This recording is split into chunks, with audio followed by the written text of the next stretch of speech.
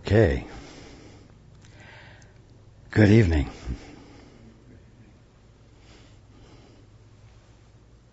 And welcome to everyone who's joining us on the internet.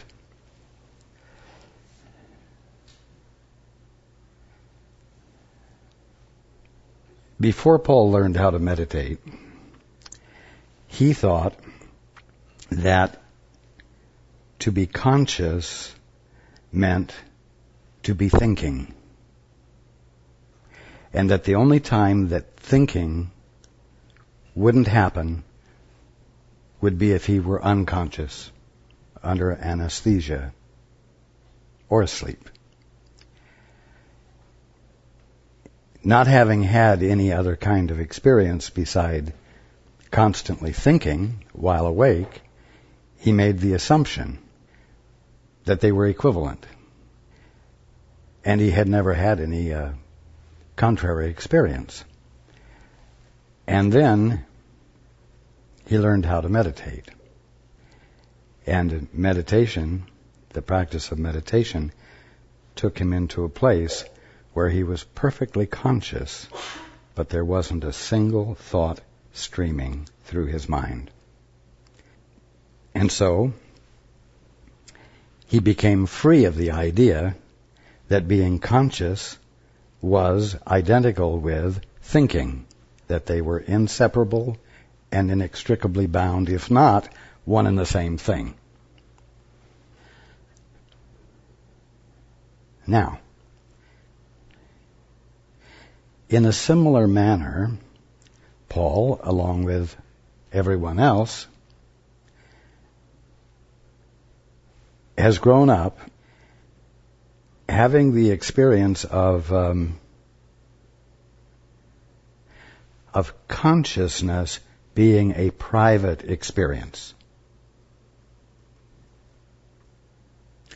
After all, you each are the only ones occupying the experience of awareness that you call being conscious. You think your thoughts, no one else knows them. You have your feelings unless you express them verbally. No one else knows what they are. And you never have an experience, generally speaking, of feeling or experiencing another presence in this arena of awareness that you're experiencing. And so you have all assumed that this private experience of being conscious is normal and is the totality of being conscious. Now, we've been discussing for a number of weeks now the state of being an orphan, of orphanhood, the experience of being independent and private, and that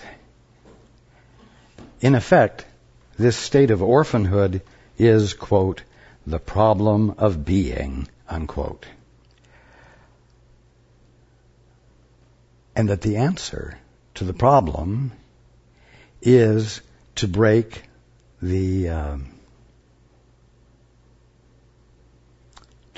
privacy, to break the autonomy, to invite something else in. The Holy Spirit, me, the Father,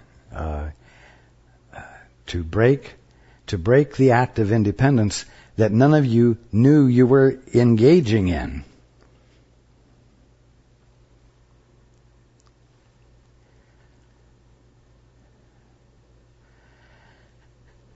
And we talked also about the experience of having virtue go out from you, and that the only way you will have virtue go out from you is when you have broken the independence. You've negated the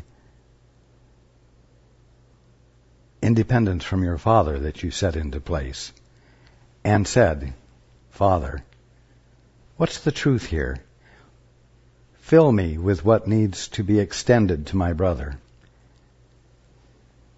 Help me to care enough to be present with my brother in ways that allow virtue to go out from me. Now, all of you have your moments, we'll say, where you can be really, really sweet and very kind and very thoughtful. And you can relate to someone else with great care. And the caring is received and felt by the person you're extending it to, and they're happier for it. But that does not necessarily constitute virtue going out from you. Because you, as a well-developed little ego, who's learned exceptionally good manners, and how to wrap people around your little finger, and how to cajole them into cooperation and feeling good even. You can do all of this without abandoning your private state of independence from the Father. You just are a really skilled, PR orphan. Really good at public relations. It's one of those skills you've gotten under your belt that makes you feel like you are doing much better and you are overcoming the negatives of orphanhood and establishing so that everyone else can recognize it, that you're a good person, that you have substance to you, that your presence is meaningful. So be alert when you go to bed at night and ask yourself whether virtue has gone out from you. Because if there have been apparently beneficial interchanges with others during your day in which blessing seems to have occurred, and you had no experience of communion or joining with the Father, virtue did not go out from you, and you need not to be fooled by the harmony and sweetness and apparent benefit that occurred during your day. It's important for you to know that virtue has not gone out from you if virtue has not gone out from you. Even though circumstances may seem to reflect back to you that something wonderful happened. You can get caught in behaviors of kindness and thoughtfulness and of virtuousness that are acts, that are part of your repertoire as a expanding and growing orphan. You see? If the Father never came to your mind, if the Holy Spirit, that which is nothing more than your right mind, never came to your mind during the daytime, when all of these things were happening, virtue could not have gone out from you. If you're not plugged in, nothing can come through.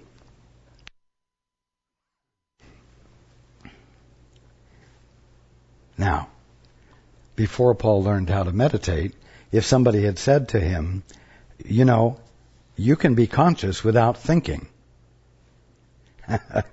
he would have said, that's interesting news, but it doesn't mean anything because I have never had the experience, and I don't know how to have the experience of being conscious without thinking.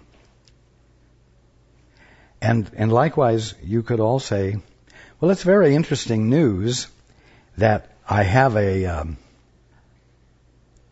eternal link with my Father in which there is forever communion occurring, and that I never have to experience being alone. It's very interesting news that I have a guide who is awake and therefore fully Christed. It's interesting news to know that you, Jesus, are available to me and everyone else simultaneously, and that I can experience you as a presence distinct from me in the same space that I experience and have always experienced me being. But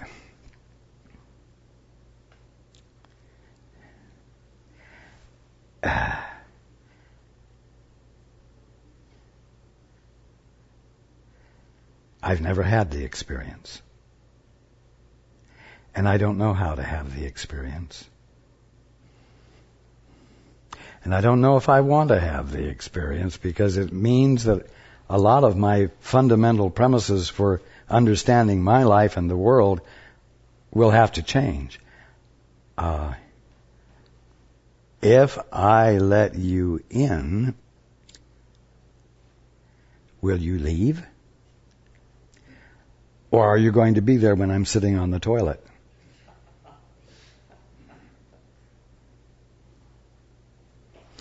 Are you going to be there when I'm making love with my partner?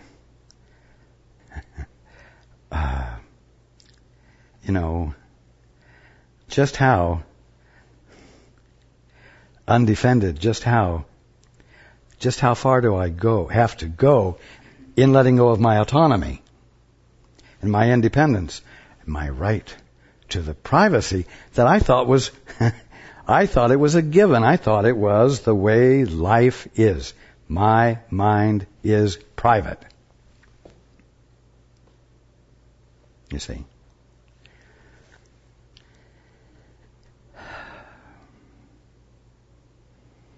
Yes. To let the Father in as an experience in the space, for lack of better words, in which you are conscious. In other words, in your mind, to let the Father in, to let the Holy Spirit in, to let me in,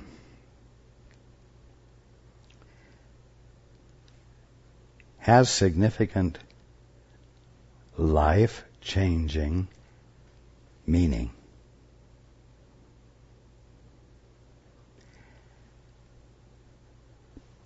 As much meaning as someone who thought they were an orphan and had been raised in an orphanage,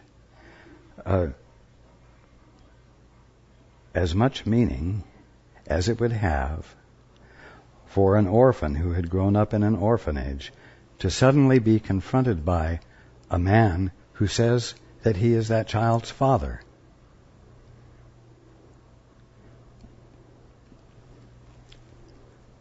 But you can't be my father. I don't have a father. I have been an orphan my whole life.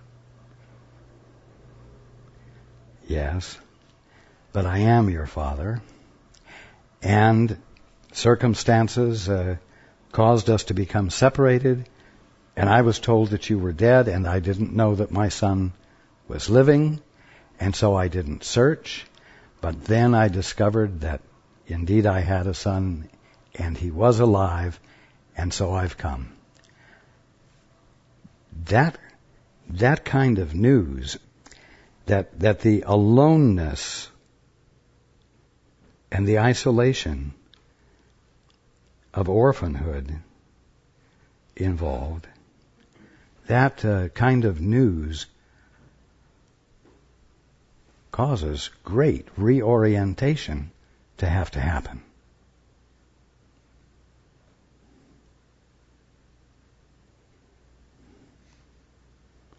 Well, I didn't like not having a father, but now having a father introduces a whole new set of circumstances that I haven't had to deal with, and now I'm going to have to deal with them, and I'm not sure if I'm ready to have a father.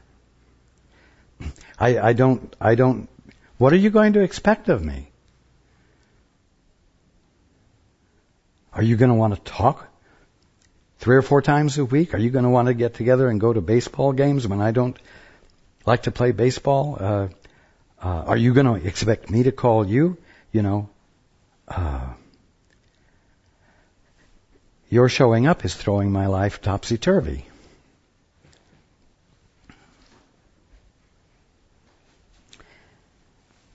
Well, certainly there's a certain amount of inconvenience at discovering that you're not an orphan.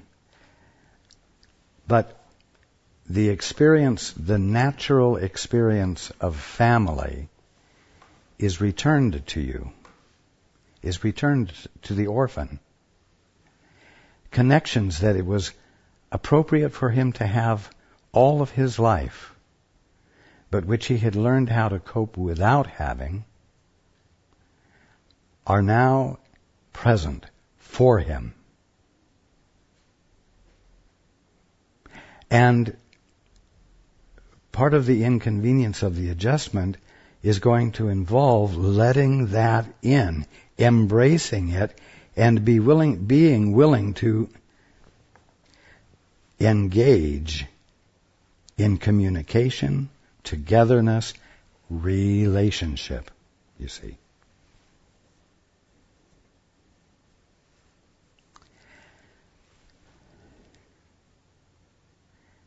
Now,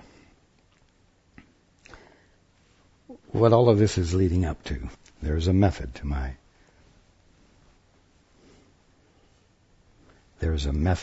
afoot here. You hear the word self-righteousness and self-righteous. And you also hear the word righteous. Oh, he's a self-righteous bastard.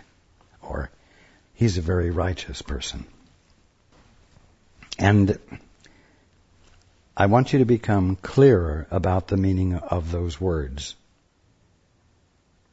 When you, as a competent orphan, who is becoming increasingly competent by the day, acts, makes decisions,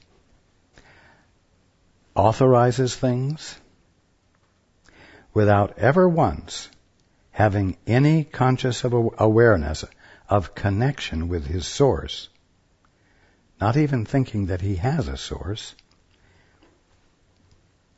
he is an unplugged light bulb pretending to be illuminated,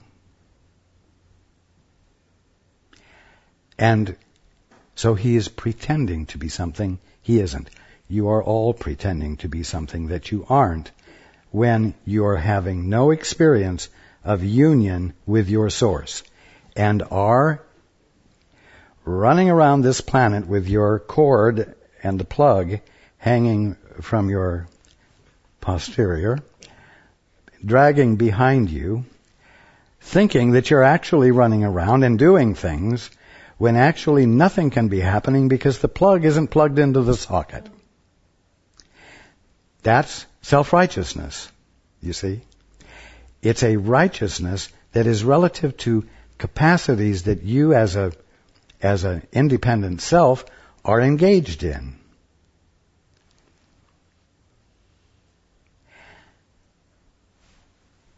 Every act of an orphan who doesn't know of his birthright because he doesn't know of his father or of his source is engaged in acts of self-preservation.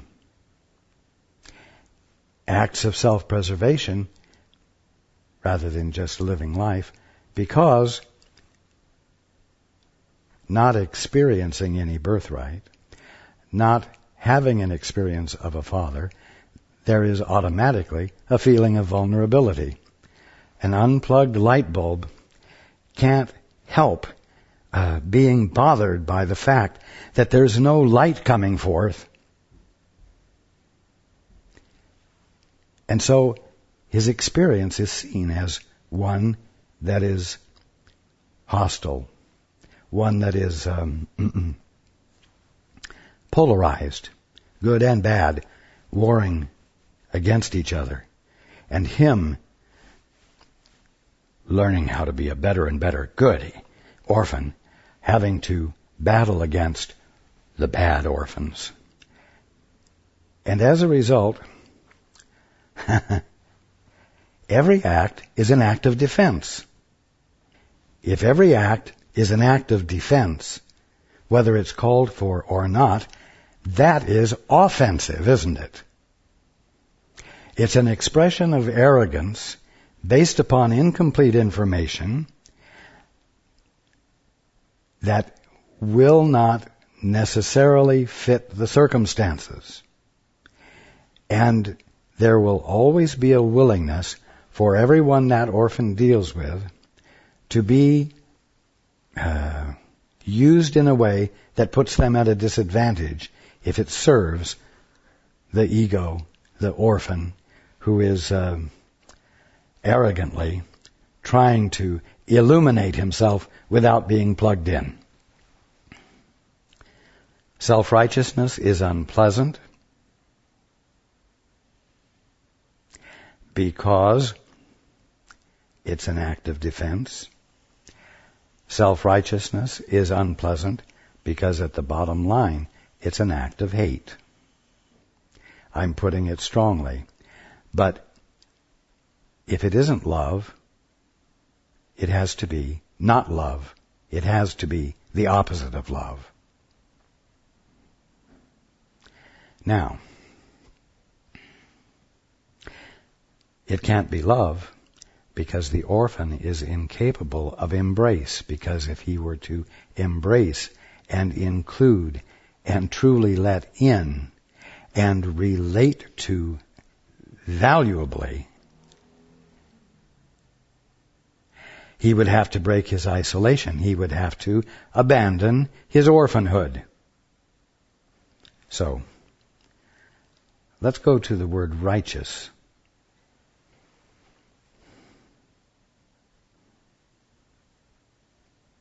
One might say that St. Francis of Assisi was a righteous man, or that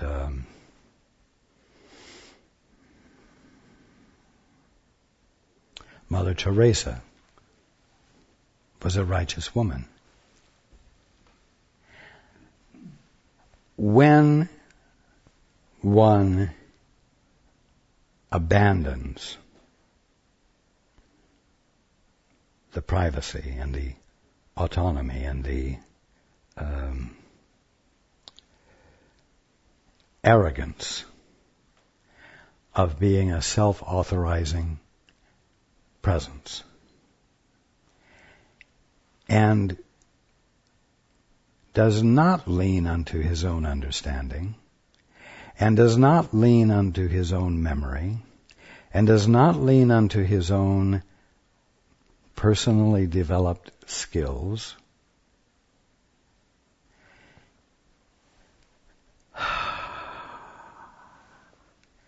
and he lets out a sigh and relaxes and allows his mind to go silent because he doesn't want to be filled with himself. He doesn't want to be filled with his best thoughts or his best judgments. He wants to be in the silence so that he can listen, because he's interested in letting in something else. And the something else he wants to let in is the Father, or his guide, or the Holy Spirit, or me.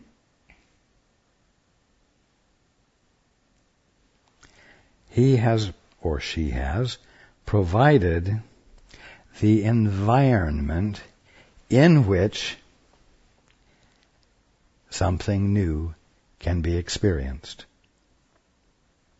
In the arena of conscious awareness called being alive that each one experiences, the Father can register with you. The Holy Spirit can register with you. I can register with you.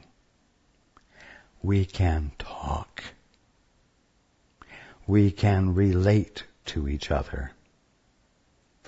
In the absence of your assertive use of your mind to fill it with activity that covers up what can occur in the silence. The silence, if you're willing to let yourself experience it, you will find is very full. And it's very full of a new way of being with your world and with your brothers and sisters. Paul is doing it right now. When you do that, you are a righteous man or a righteous woman, because there is no self-righteousness in it. There is nothing present as an independent, authoritative, self-determined agent that can accomplish anything. And when righteousness occurs, virtue goes out from you. And everyone is truly blessed. Everyone. Not just you, not just those who can hear my voice on the internet or eventually on a recording. Everyone. Everyone, everywhere.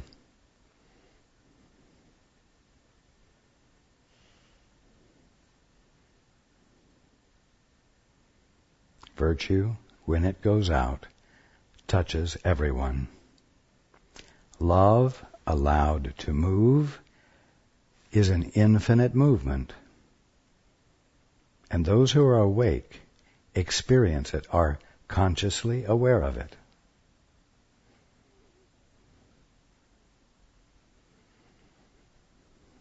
Now,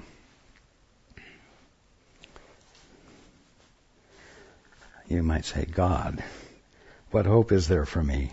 Obviously, I have been taught everything wrong. My whole basis for perceiving everything is a result of false teaching, incorrect teaching. And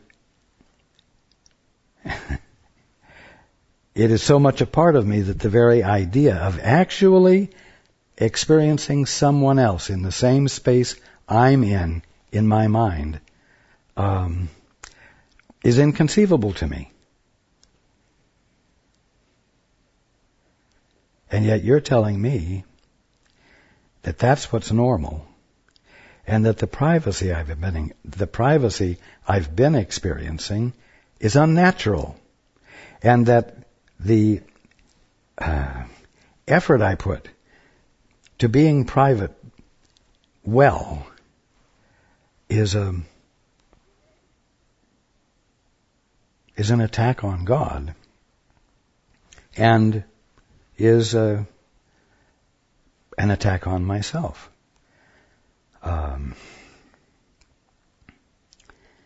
I have reason to be eternally depressed.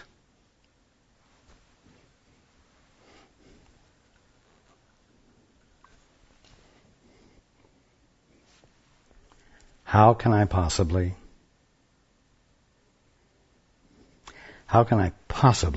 overturn everything I've ever learned? How can I possibly overturn everything about the way I experience everything?